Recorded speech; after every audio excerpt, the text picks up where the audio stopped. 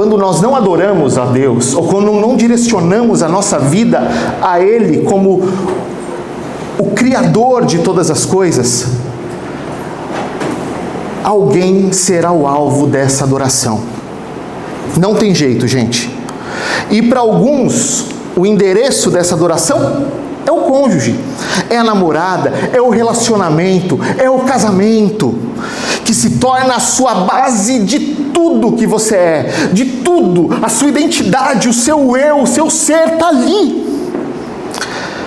Só que para alguns é isso, para outros é a conta bancária, para outros é o fim da garrafa,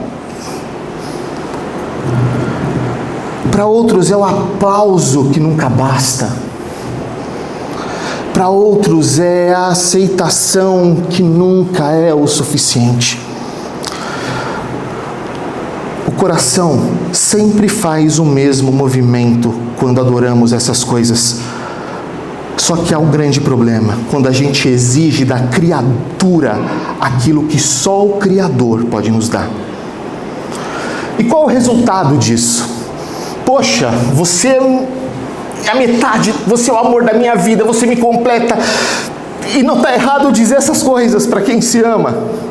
Mas quando ela se torna esse lugar de adoração, o resultado nunca é amor. E não é por maldade, gente. É por incapacidade estrutural, porque nenhum ser humano foi criado para ser o redentor de alguém, do outro. Eu não posso colocar na minha esposa a responsabilidade de ser a minha salvação.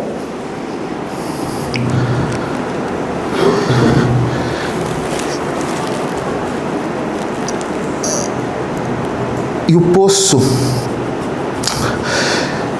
ou aquilo que prometia saciar o nosso ser, daqui a algum tempo a gente está buscando por outra coisa, sedentos por aceitação, por amor, por identidade. O que deveria ser o lugar mais seguro se torna a nossa maior vergonha. A gente busca redenção quando a gente coloca no dinheiro e faz dele um Deus. A gente busca redenção nisso. Só que o dinheiro que prometia saciar, ele nunca pode encher o nosso coração com aquilo que nos falta, de verdade. E por que eu estou dizendo isso, gente? Porque a gente acabou de ler a história de uma mulher que conhecia esse lugar de buscar pertencimento através de outra coisa. 5 vezes ela tentou buscar redenção no marido. 5 maridos. E o que era hoje o dela, que estava com ela, nem marido mais era. Era um namorido, não sei como é que... Naquela época não tinha esses termos, né? Namorido, nem namorado. 5 vezes ela acreditou que dessa vez vai dar certo.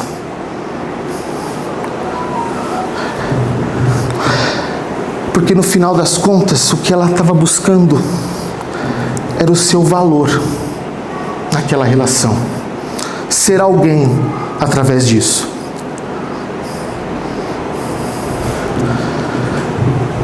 Só que o que foi piorando, meus irmãos, é que a cada decepção, a cada nova tentativa,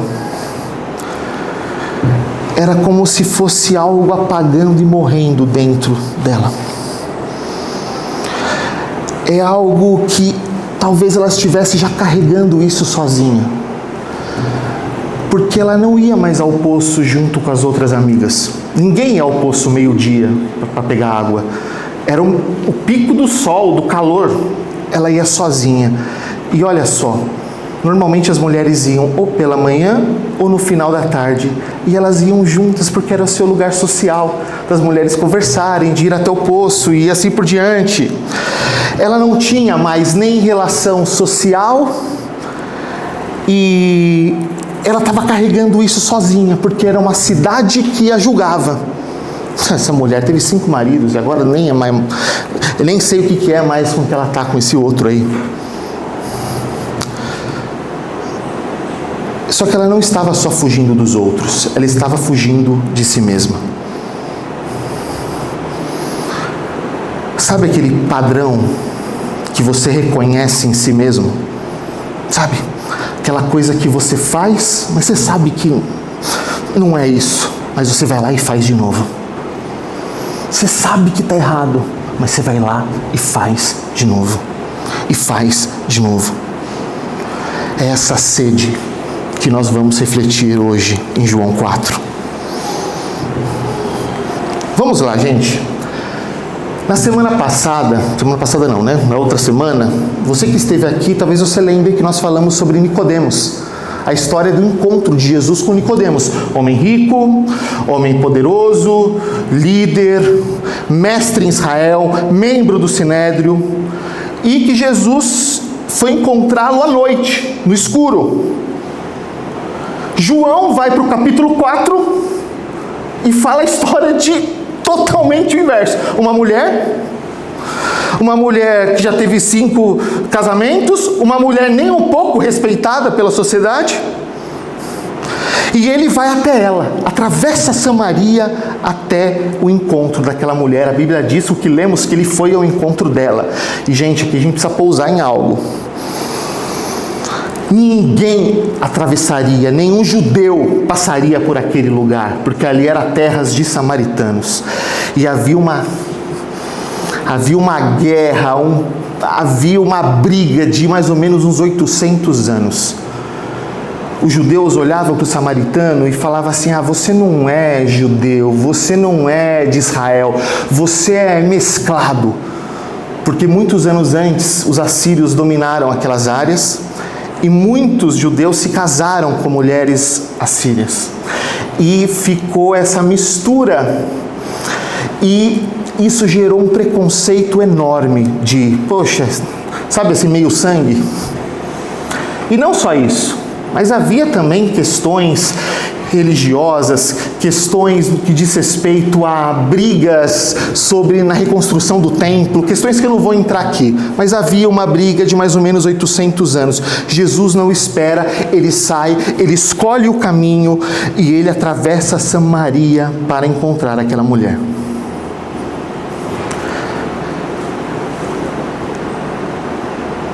E ele chega numa cidade chamada Sicar e senta à beira do poço, o poço de Jacó. Gente, o evangelho de João é o evangelho mais teológico entre os 4 evangelhos. E quando João fala, há muitos sinais ali, há muitos símbolos. Porque se você lembra do Antigo Testamento, o poço não é só um cenário, ele é uma linguagem. No mundo antigo, você sabe o que era o poço? Eram pontos de encontro entre noivos. Eles se encontravam no poço. Gente, Isaac e Rebeca se encontraram num poço. Jacó encontrou Raquel num poço. Moisés encontrou Zípora num poço. Quando ele coloca Jesus assentado à beira de um poço, cansado ao meio-dia, qualquer leitor judeu que estivesse ali vendo, tá vendo um homem ali e tá uma mulher ali chegando, talvez ali os noivos vão se encontrar naquele lugar. Olha só, hein? O noivo está no poço e a mulher está chegando e ela não sabe disso ainda.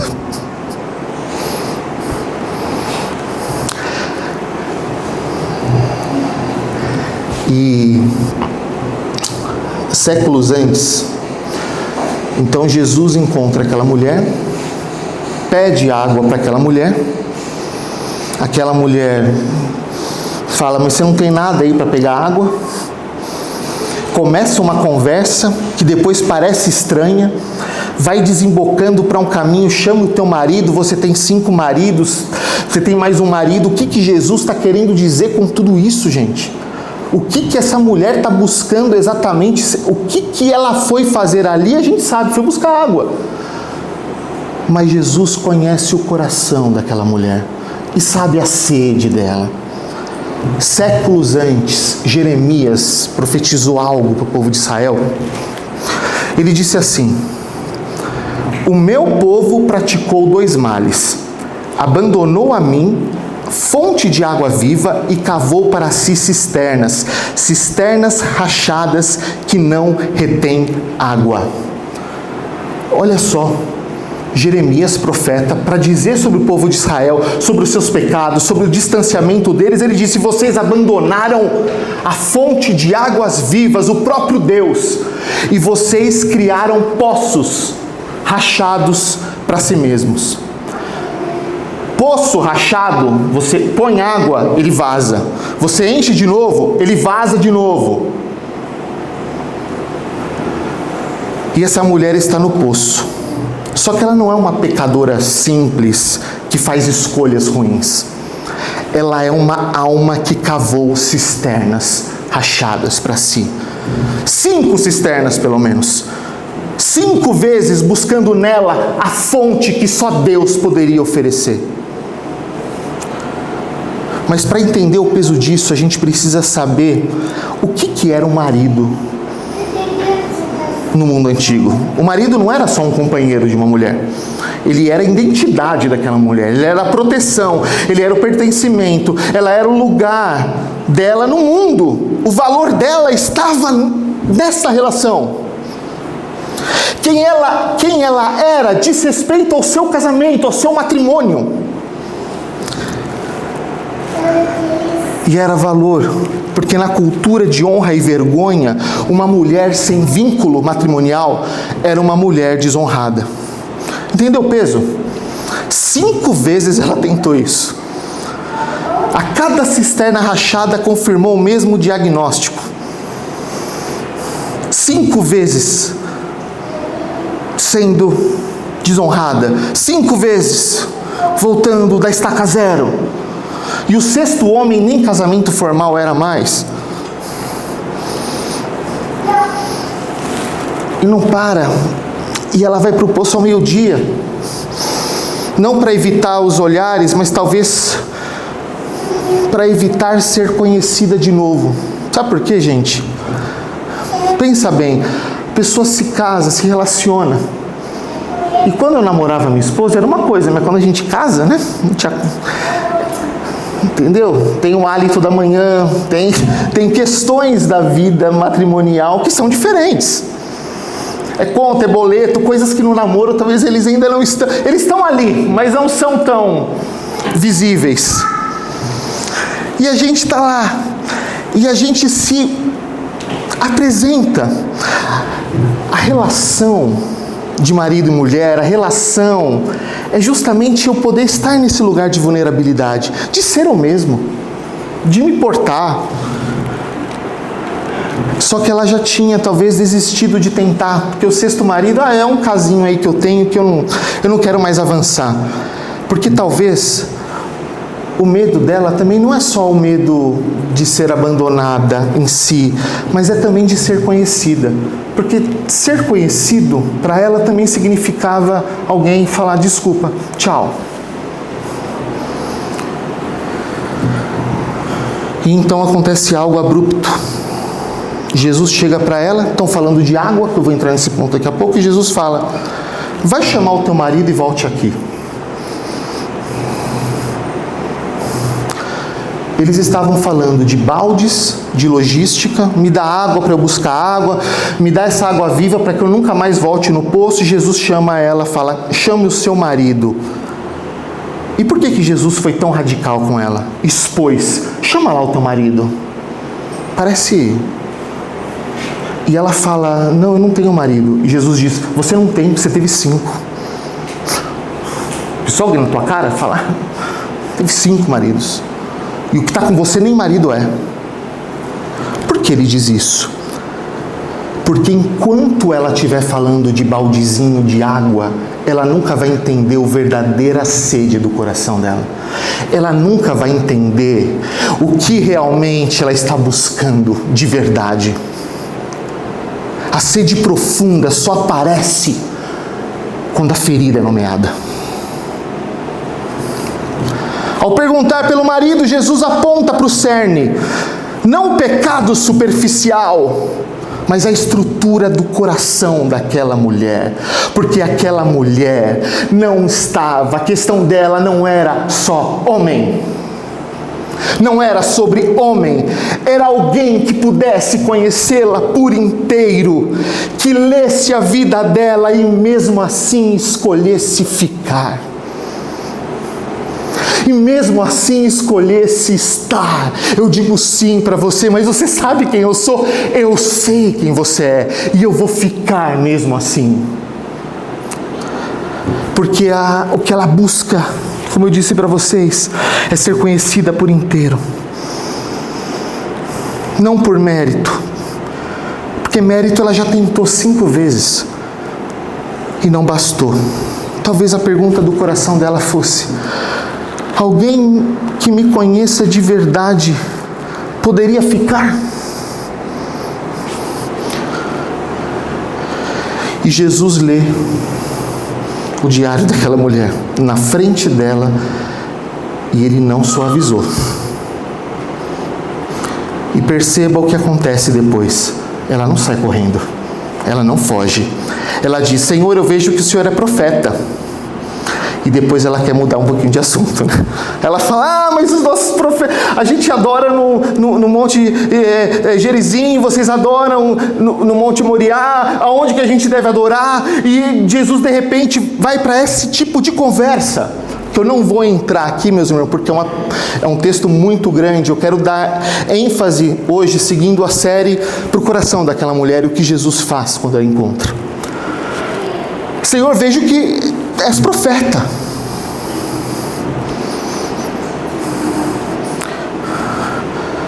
E algo no coração, no diagnóstico foi tão preciso, foi tão sem condenação. Olha só, mesmo Jesus falando, aquilo ela não saiu correndo. Talvez ela se escondesse da cidade, por isso que ela ia ao meio-dia. Não. Porque ela entendeu que aquele homem não estava ali para destruí-la, para humilhá-la. Estava ali para substituir o poço. Eu quero te fazer uma pergunta e você não precisa responder. E vou ser bem sincero, é bom que você não responda mesmo.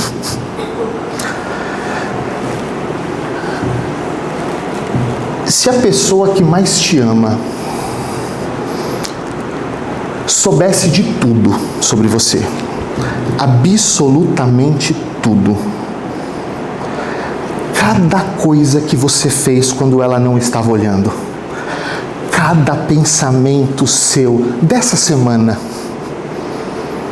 cada uma, se ela soubesse de tudo, ela ficaria com você?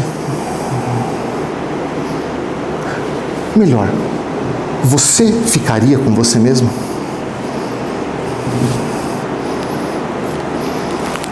Porque a vergonha não é só o que os outros veem. É do padrão que você conhece dentro do teu coração. Aquilo que você faz e faz de novo, e repete e volta a fazer. Aí a pergunta é: alguém pode realmente saber quem eu sou? E mesmo assim ficar? Será que se a minha esposa soubesse tudo o que eu pensei um mês, teria algum pensamento que a machucaria?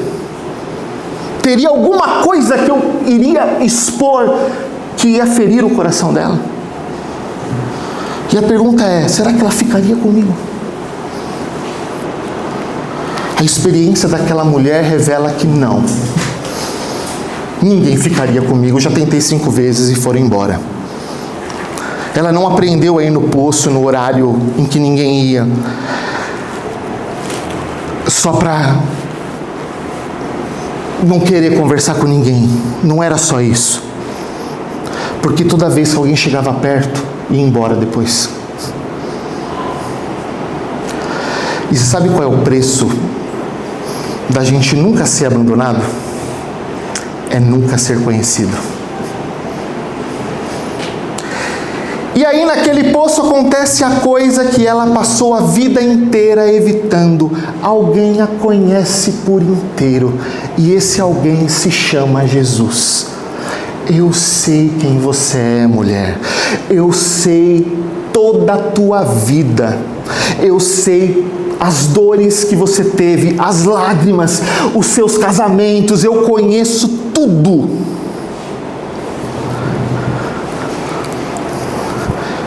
Mas Jesus não recuou. Ele conheceu aquela mulher e sabe o que ele fez? Ele ficou. Ele não foi embora. A vida inteira ela acreditou que ser conhecida e ser amada não podiam existir juntas. E ali pela primeira vez ela foi completamente conhecida e não foi destruída por ser quem é. Isso não é, gente, só aceitação. É a ressurreição de uma alma que já havia desistido.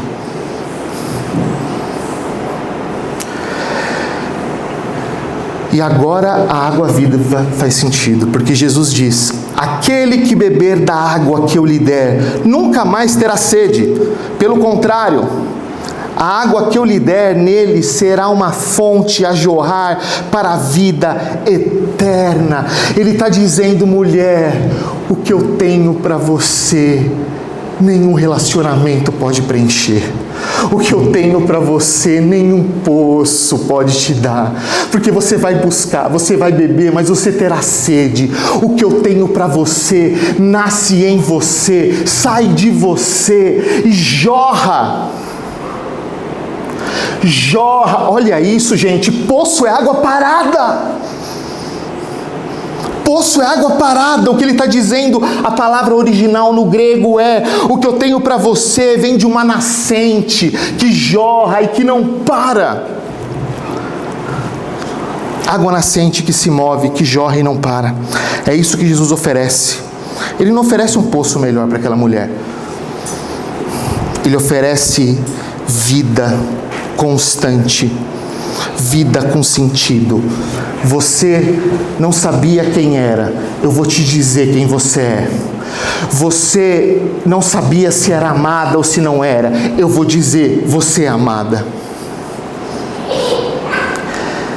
E aí vem o clímax. A mulher fala: puxa, um dia o Messias virá. Um dia ele virá e ele vai dizer todas as coisas, ele vai revelar todas as coisas. O Messias que eu espero, o Salvador do mundo. Um dia ele virá, eu sei disso. Os profetas anunciaram: um dia virá o Messias e ele explicará todas as coisas. Um dia virá o Messias e os profetas profetizaram que ele seria um manancial de águas vivas, que ele seria alegria plena, seria o Rei eterno. E Jesus diz: eu sou. Esse que está com você é o Messias. No grego ele diz ego eimi. Ele disse a mesma coisa que Deus disse para Moisés na sarça ardente: eu sou. E perceba, gente, olha só. Sabe quando Jesus fazia as curas? Sabe o que ele pedia? Sigilo. Não fala nada. Você sabe qual foi a primeira pessoa que ele revelou que ele era o Messias?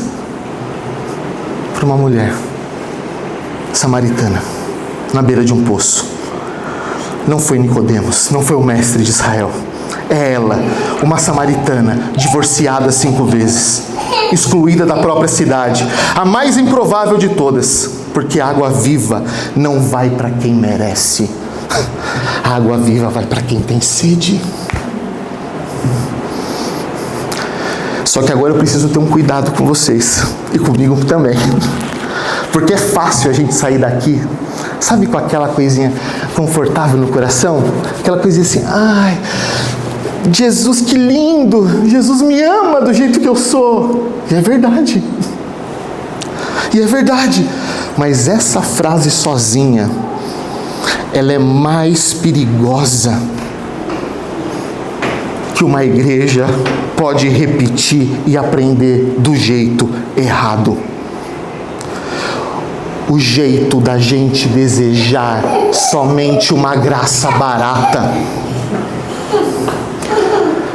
E a graça barata, sabe o que é a graça barata? É a graça que uma vez falou Dietrich Bonhoeffer, que foi um pastor, teólogo, que morreu na Segunda Guerra, morto pelo nazismo.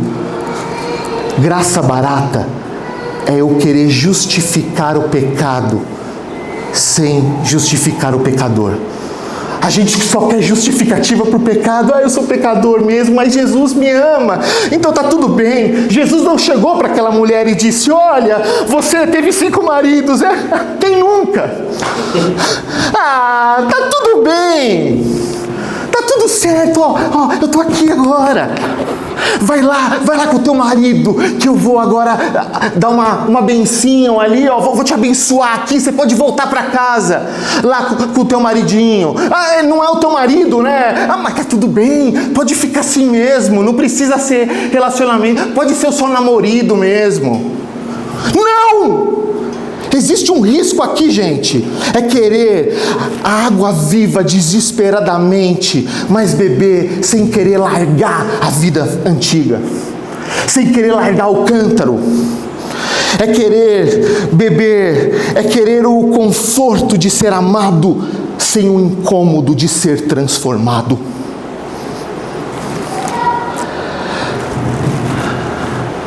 É a graça que diz: fica aí no poço mesmo. Eu vou dar uma aguinha aí para você. Eu vou encher esse poço aí, Não. A graça que Jesus oferece não é uma aguinha melhor no poço. O que ele está dizendo para aquela mulher é: eu vim trocar o seu poço. Aonde você buscava aceitação, onde você buscava ser alguém, não é mais esse lugar. É em mim. E essa graça, gente, ela custou muito caro, viu?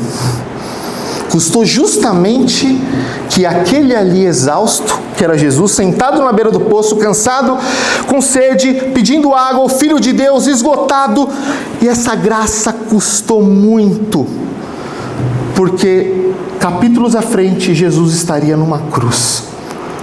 E sabe qual foi uma das palavras que Jesus disse naquela cruz? Tenho sede.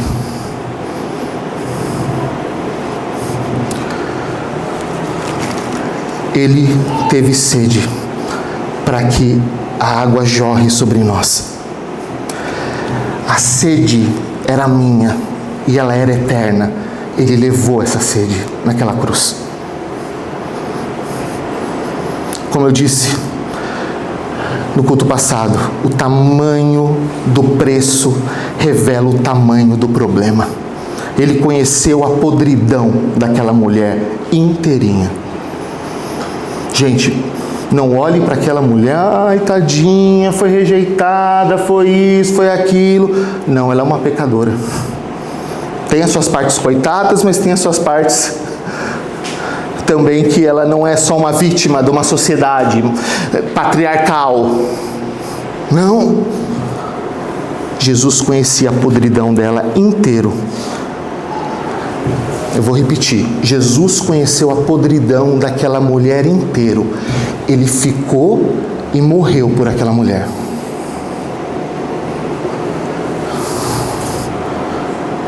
Ele só não foi embora. Ele escolheu carregar aquela podridão naquela cruz. E então, quando a mulher entende que está na frente dela, sabe o que ela faz? Ela larga o cântaro e sai correndo. Para onde ela vai? Agora ela foge da cidade, né? Ela não precisa mais casada, né? Agora ela foge da cidade. Não! Ela voltou para a cidade que apontava o dedo e falava: desonrada. Ela voltou para aquela cidade. A graça te conhece por inteiro e te ama mesmo assim. Isso é o seu descanso. Mas ela te ama demais para te deixar como te encontrou. Jesus não veio saciar a sua sede de vez em quando, ele veio trocar o poço, como eu disse para vocês. E olha o que ela faz. Ela larga o cântaro e corre e volta para a cidade. A mesma cidade que a condenou, que se escondia. Pela primeira vez. E ali, aquela mulher que se escondia de todo mundo, sabe o que ela virou? A primeira pregadora da cidade. Ela foi lá e começou a contar: eu vi o Messias, eu o conheço, eu sei quem ele é. Você acha que ele não é o Cristo? Porque o sentido da pergunta é o sentido: pô, é claro que ele é o Cristo. Ah, mas o cântaro, nada mais importa agora. Eu sei quem ele é. E porque eu sei quem ele é, eu sei quem eu sou.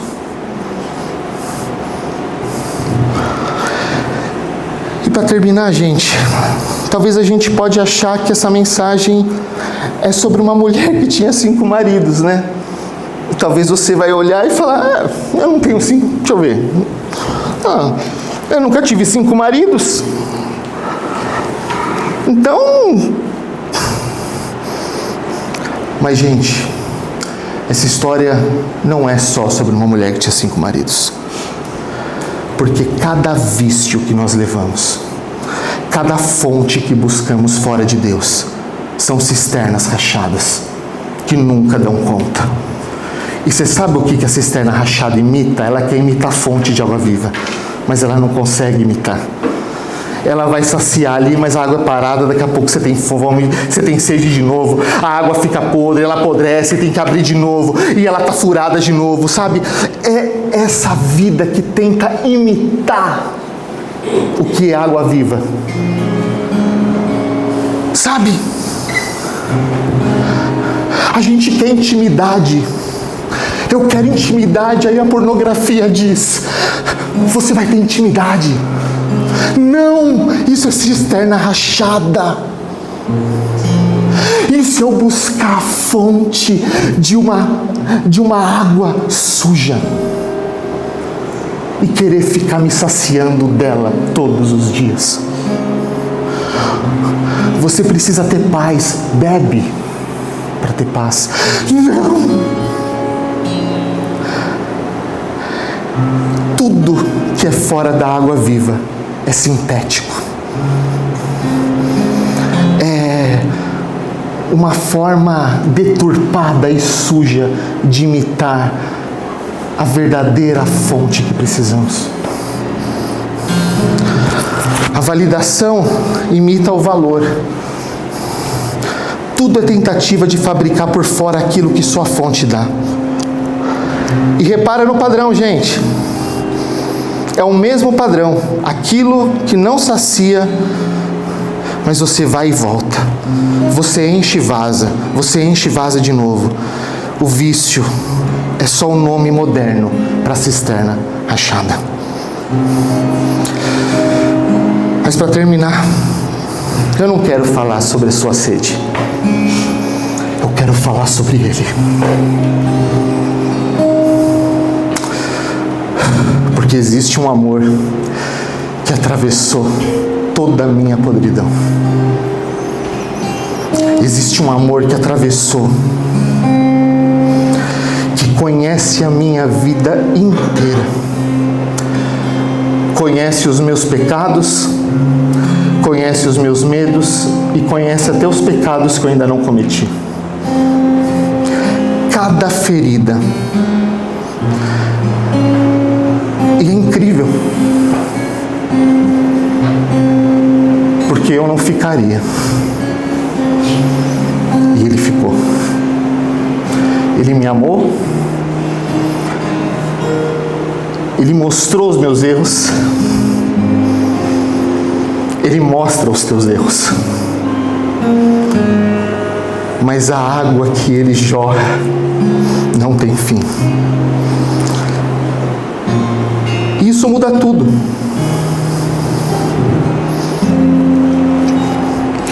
E se você tem dúvida disso, olha para a cruz de Cristo.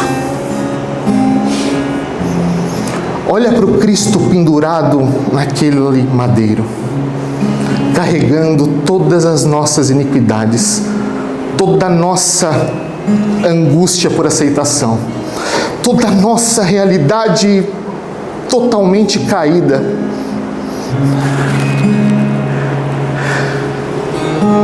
É dessa fonte que você precisa. É desse Cristo que você precisa.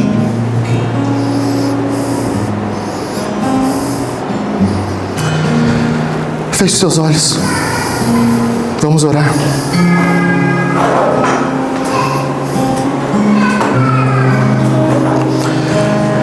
Quando a graça de Deus ela atravessa a nossa vida e as cisternas rachadas que a gente construiu para si, a única resposta quando encontramos a fonte de água viva é largar o cântaro, gente. E isso pode ter um rosto concreto aí para os teus pecados. Às vezes é bloquear um número daquilo que te destrói. Parar de tentar impressionar um pai que nunca te valida. Talvez seja fechar aquela aba anônima do navegador tarde da noite. Mas ouça bem, igreja. Porque isso é o coração de tudo. Nada disso é porque você merece a fonte. A mulher não largou o cântaro para Jesus ficar com ela. Ela largou porque Jesus ficou com ela. Largar o cântaro não é o preço para se ter água viva. É só o primeiro movimento de quem bebeu das fontes de Jesus.